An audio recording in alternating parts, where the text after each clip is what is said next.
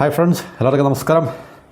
സുഹൃത്തുക്കളെ, മറ്റൊരു പ്രധാനപ്പെട്ട മിഡിൽ ഈസ്റ്റുമായിട്ട് ബന്ധപ്പെട്ട ഒരു പ്രധാന ടോപ്പിക്കാണ് നമ്മളുടെ ഇന്നത്തെ സബ്ജക്റ്റ് മാറ്റർ. അതായത് നമ്മൾ കഴിഞ്ഞ വർഷം സൗദിയും പാകിസ്ഥാനും തമ്മിൽ ഒരു ഡിഫൻസ് എഗ്രിമെൻറ്റിൽ ഒരു ബൈലാറ്ററൽ അല്ലെങ്കിൽ ഉഭയകക്ഷി പ്രതിരോധ കരാറിൽ അവർ ഏർപ്പെട്ടിട്ടുണ്ടായിരുന്നു. അത് നമ്മൾ ഒത്തിരി ചർച്ച ചെയ്തതാണ്. അന്ന് സൗദിയും പാകിസ്ഥാനും മാത്രമായിരുന്നു ഈ ഒരു കരാറിൻ്റെ ഭാഗമായിട്ട് അതിനകത്തിൽ പങ്കെടുത്തിട്ടുള്ള, അതായത് ഒരു ബൈലാറ്ററലായിട്ടുള്ള അല്ലെങ്കിൽ ഒരു ഉഭയകക്ഷി കരാർ മാത്രമായിരുന്നു.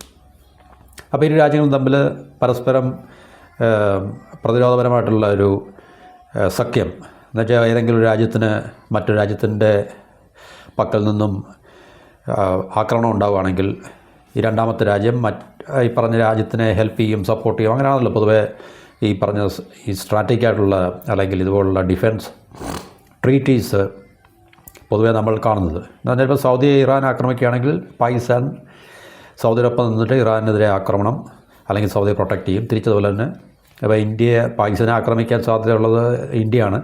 അപ്പോൾ ഇന്ത്യയും പാകിസ്ഥാൻ തമ്മിൽ യുദ്ധം ഉണ്ടാവുകയാണെങ്കിൽ പാകിസ്ഥാന് സൗദിയുടെ സപ്പോർട്ട് ലഭിക്കും.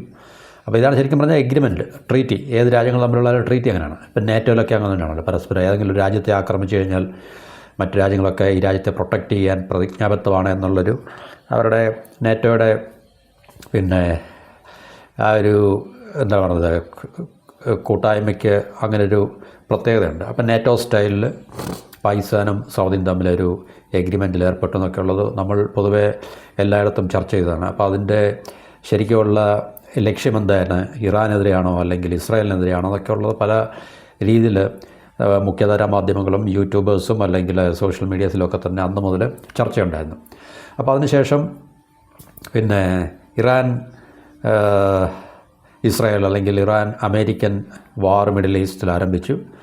അപ്പോൾ വാർ നമ്മൾ കണ്ടതാണ്. വാർ തുടങ്ങിയതിന് ശേഷം അതിൻ്റെ ഏതൊക്കെ രീതിയിലാണ് ആ വാറിൻ്റെ ഡൈനാമിക്സ് മുന്നോട്ട് പോയിക്കൊണ്ടിരിക്കുന്നുള്ളതായിരുന്നു നമ്മൾ കണ്ടാണ്. അപ്പോൾ അതിനുശേഷമാണ് ടർക്കി ഇതിനകത്തിലൊരു പാർട്ടാകാൻ വേണ്ടി, എന്നുവെച്ചാൽ ഈ രണ്ട് രാജ്യങ്ങളോടൊപ്പം തന്നെ ടർക്കിയും കൂടെ ചേർന്ന് ഇതൊരു ത്രികക്ഷി ഒരു സൈനിക കരാറിലേക്ക് മാറുവാനുള്ള സാധ്യത, ടർക്കിയും ഇതിനകത്തിൽ ജോയിൻ ചെയ്യാൻ സാധ്യതയുണ്ടെന്നുള്ളത് നമ്മൾ ചർച്ച ചെയ്തതാണ്. അതിനുശേഷം മറ്റു പല രാജ്യങ്ങളുടെ പേരുകളൊക്കെ പറഞ്ഞാൽ ഈജിപ്റ്റ് അല്ലെങ്കിൽ ഈവൻ ഖത്തർ അല്ലെങ്കിൽ ഇതുപോലുള്ള രാജ്യങ്ങളൊക്കെ പുതുതായിട്ട് ഇതിനകത്തിലേക്ക് ഒരുപക്ഷെ ജോയിൻ ചെയ്യാനുള്ള സാധ്യതയുണ്ടെന്നൊക്കെ നമ്മൾ പറഞ്ഞു കേട്ടിട്ടുണ്ടായിരുന്നു. ഇപ്പോൾ നമുക്കറിയാൻ സാധിക്കുന്നത് ഈ ടർക്കിയും സൗദിയും പാകിസ്ഥാനും ഈ പറഞ്ഞ ഒരു സഖ്യത്തിലേക്ക് ഏകദേശം അവർ എത്തിക്കഴിഞ്ഞു. അല്ലെങ്കിൽ ഈ മൂന്ന് രാജ്യങ്ങളും തമ്മിൽ ഈ സഖ്യത്തിൽ ഒപ്പിടാനുള്ള സാധ്യത അല്ലെങ്കിൽ ഏർപ്പെടാനുള്ള സാധ്യത ഏർപ്പെടുക. മൂന്ന് രാജ്യങ്ങളുടെയും ഹെഡ് ഓഫ് സ്റ്റേറ്റ് എവിടെയെങ്കിലും ഒത്തുകൂടി നമുക്കറിയാം അതൊരു കരാറിൽ ഒപ്പിടണം തീർച്ചയായിട്ടും. അപ്പം ഈ ഒരു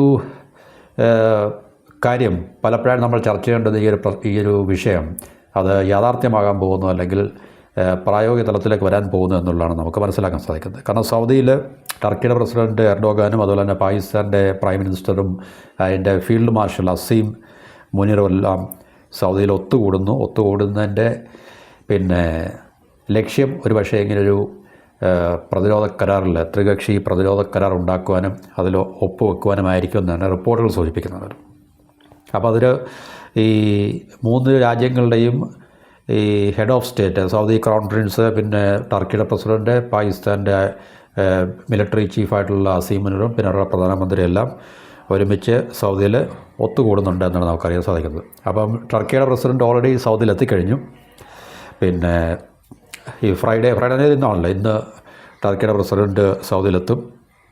അപ്പോൾ ഇതൊരു ഹൈ പ്രൊഫൈൽ, കാരണം ഇതുവരെ അതിനെക്കുറിച്ച് നമുക്ക് ഈ രാജ്യങ്ങളുടെ പക്കൽ നിന്നും കൃത്യമായിട്ടുള്ളൊരു ഒഫീഷ്യലായിട്ടുള്ള സ്റ്റേറ്റ്മെൻറ്റോ അല്ലെങ്കിൽ റിപ്പോർട്ടോ നമുക്കുണ്ടായിട്ടില്ല. ഇത് ഇപ്പോഴൊരു ഊഹാപോഹമാണ്.